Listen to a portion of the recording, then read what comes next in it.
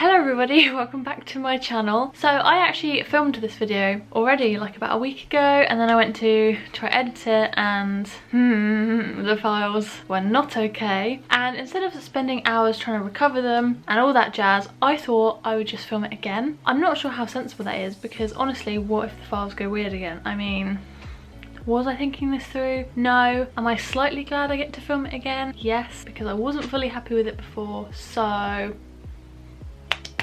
you can tell that I am not used to being in front of a camera because I'm rambling and being strange. Obviously I haven't uploaded on my channel for 6 weeks, something like that, which is mad because I can't believe 6 weeks have gone by and absolutely nothing has happened. Love that, love that. So I took a little break for several different reasons for myself. I just needed to take a step back from my channel for a bit. I had no motivation, to be honest, to film anything. I had zero ideas. I didn't want to talk to the camera. I was just feeling a bit eh. Also, there was a lot going on. There still is a lot going on in the world. We're still in the middle of a global pandemic. Although a lot of people are acting like we're not, we still are in the middle of a global pandemic. Also, obviously, there's been a lot going on in the past, I guess, 6 weeks regarding Black Lives Matter, which I fully support, and I just wanted to put that out there because I've been very vocal, I think, on my Twitter and my Instagram, but not everybody who watches my YouTube will follow my social media, so I just wanted to put that out there that I am very much in support of the Black Lives Matter movement. And although I don't feel like I'm in a position to necessarily talk about it because I'm white and I don't want to drown out the voices of black people, I just want to say that I am in support of it, and I always want to make sure that anyone who watches my channel feels like it's a safe space and that I support human rights, because I do. I don't want anyone to ever feel like, I don't know how to word this. I want anyone to know who's watching, whoever you are, that you're a human being and I love you for that. I was about to say I don't care about the colour of your skin, but that's not necessarily what I meant. I meant I see the colour of your skin and it doesn't change how I feel about you. Does that make sense? I find it really hard because I don't want to say something that's wrong. So if I say something here that is wrong or offensive, please let me know, because I'm still learning. I never ever want to upset anybody, whether it's to do with race or religion or gender or sexuality, etc. I want everyone to know I support everyone, if that makes sense. I feel like I'm rambling. Basically, I just want people to know, whoever you are, I see that and I support you, and if I ever say something that is personally offensive to you, or you just think, Becca, you've worded that wrong and I don't think you mean it, please correct me. I know it's like kind of like an awkward thing to correct someone, but honestly I don't mind. I don't mind saying, hi, hold my hands up, I said something wrong, and apologise, because that's life. Everybody makes mistakes. Everybody has those days. Sorry, nobody comes out of the womb like fully understanding everything about life, because you just don't. I'm here to learn and grow and become a better person, and yeah, I want everyone to know where I stand, and I hope that made sense. I never want to single anyone out. I never want to say something that certain groups of people are like, because we're all human beings and I truly believe everyone deserves to be treated equally. I really do believe that. I owe it to my friends and I owe it to my viewers, and I just owe it to people in general. It doesn't matter if I don't know someone personally who is going through XYZ, I still owe it to people to show that I support it, because just because it doesn't affect me directly doesn't mean it's not important. Anyway, that was a really long ramble. I'm gonna leave some links to the Black Lives Matter websites in the description, because if you want to check it out, there's a lot more information that I don't feel like I can preach about, because I'm not like in a position to speak about it, because I don't think I know everything and I don't want to be that person. So anyway, that was the longest introduction in the world and I need a drink. Okay, quenched. So I thought, as a little introduction back into doing videos, I went onto Instagram and I asked you guys to ask me a few questions, and I'm gonna answer some of them.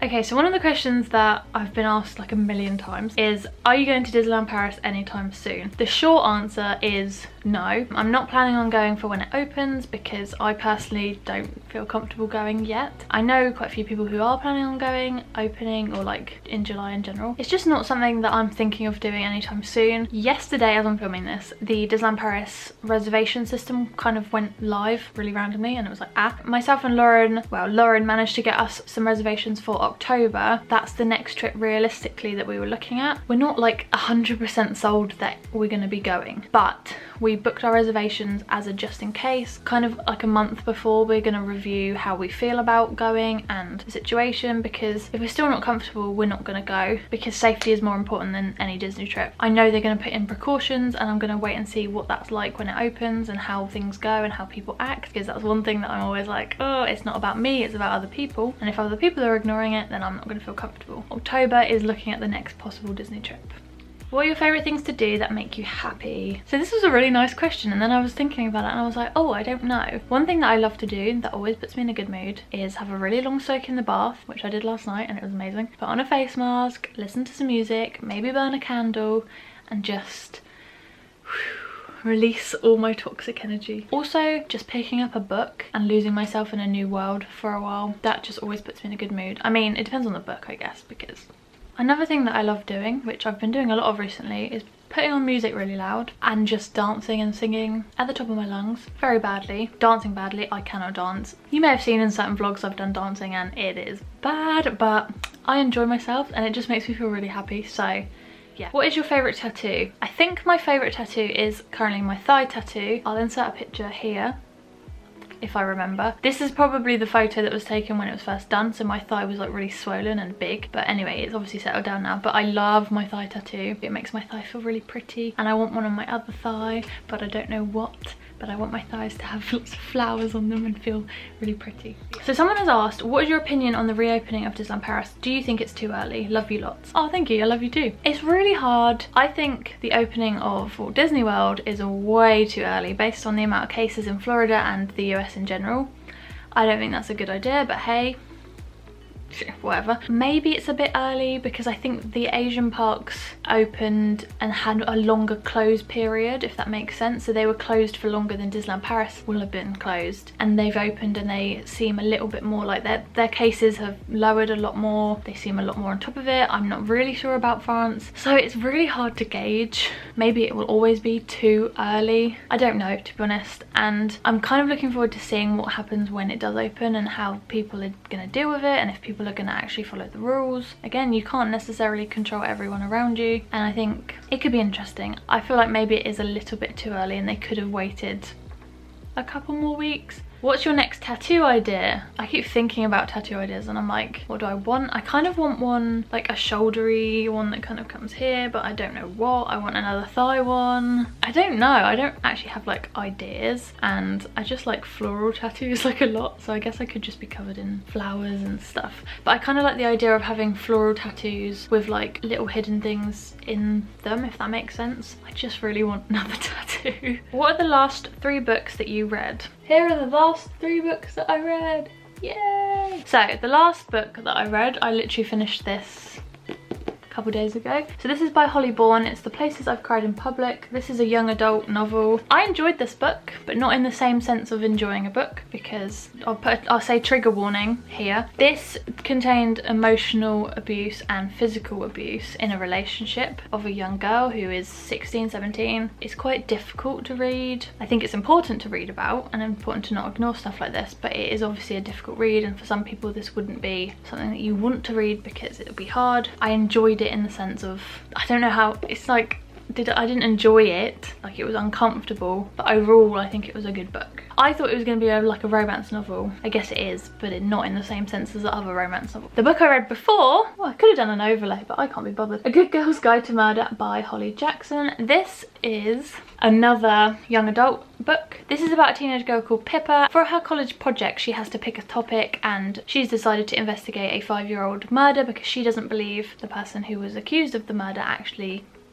did the murder. So she goes on a journey, I suppose, to find out who did it. It's a very, very good book. I really enjoyed this book. And then the book I read before that is this one, which is Girl, Woman, Other by Bernardine Evaristo. Absolutely love the cover. I think that's gorgeous. This is a book that I know a few people have read. Essentially, it is 12 stories of women talking about their journeys at life at different time periods, dealing with different struggles, and the main kind of theme running through the the book is the struggle of race and things that they have to deal with. And obviously at the moment, as I said at the beginning of the video about Black Lives Matter movement, I thought this was very, very, very insightful. I just thought this was fantastic. It's so well written because you've got 12 characters, they intertwine in a way and they all kind of link up together, talk about sexuality, just general, so many different topics are dealt with in this book. There is a transgender character. There's so many different themes running through, and I just thought it was very, very good because I didn't really know the concept of it, and then I read it and I was like, this is brilliant. So I would highly recommend this. I feel like it would be very like educational, eye-opening for someone who wants to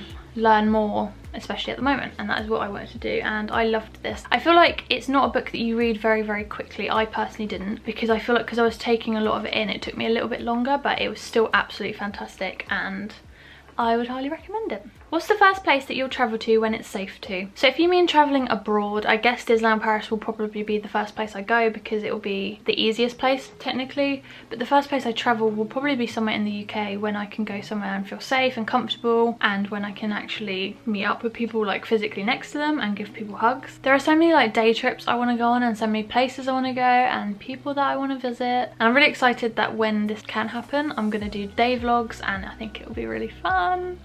Because obviously a lot of people are like, I miss your Disney vlogs, and I'm like, I can't really do anything about it. I'm not going to push myself to go to a Disney park when I don't feel comfortable. I'm more important than creating a Disney vlog. Like, I don't mean that in a horrible way, I just mean that in, I don't want to push myself and feel uncomfortable just because I could make a video out of it. That's not what sort of person I am. So I had about 4 or 5 questions asking, are you looking forward to the Princess and the Frog Splash Mountain retheme? The simple answer is yes. This is a long time overdue. I personally have never been a fan of Splash Mountain the ride. If you've watched my videos, and like, I don't really go on it, and Lauren doesn't like it very much. I just don't think we're that big fan of water rides, and I find it a bit creepy. I don't get the characters. Obviously there's a lot of racial issues with the film Song of the South and everything, and that was a film from the 40s, so it's all a bit like, oh, okay, times have changed, maybe not fully how they should, but anyway, that's a whole different conversation. I'm so excited. I know there's a lot of discussion of people saying, oh, Tiana should have had her whole separate new ride, and I definitely agree with that. I think it's good that they're retheming Splash in Disneyland and Walt Disney World because I just think it needs to go. It's going to still be the same ride, they're just retheming it, and I think it's going to be fantastic. And yes, Tiana deserves more love and recognition, and I think she deserves her own restaurant in the parks because I'm really, really excited.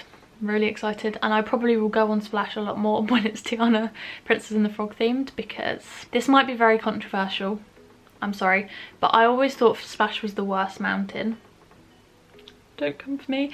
And I also really hated Zippity Doo Dah, the song. Like, it really just, I don't know, it made me feel uncomfortable. You're in the boat and you're just like, Zippity Doo Dah, Zippity. I just felt, I don't know.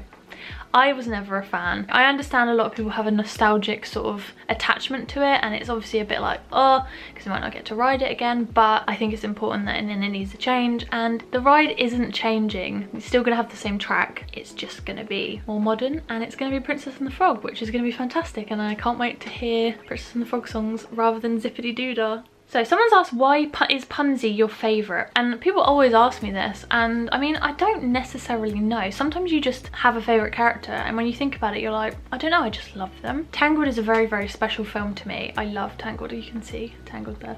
I love Tangled so, so much. It makes me happy. I guess I look at Rapunzel and I'm like, I guess I can see myself. Like, I can see, maybe I look a bit like her. A more tired, older, less beautiful version of Rapunzel. I just love her passion for following dreams, and she's determined, and she's strong, and she's awesome, and I just love her. I just love her. Simple as, my girl. That's my girl, okay? She's my girl.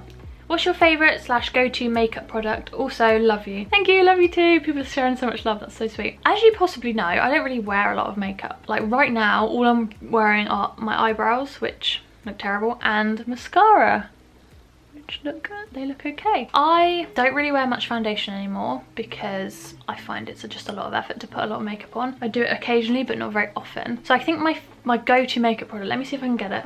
So my go-to makeup product, I would say, is probably my mascara. It's this Mega Volume Hydrofuge, whatever that means, by Wet n Wild. I first bought this in California last year. Not this one, obviously, but I bought it in Target because I needed some mascara, and I heard that Wet n Wild were a very good cheap makeup brand that also don't test on animals, which I was like, okay, brilliant. This was like $6 or something, ridiculously cheap. Yeah, this makes my eyelashes look quite long, I think. I don't wear false eyelashes because I wear glasses and they'd be like, hello, they'd be like windscreen wipers, and yeah, and I've never worn false eyelashes in my life. I would like to try them, but I have a fear of touching my own eyes, so that's good. People always ask me what I put on my lips because they're like, oh, your lip colour's so nice, and I'm like, oh, this is just lip balm. Like, that's just my normal lip colour. Like, at the moment I have nothing on my lips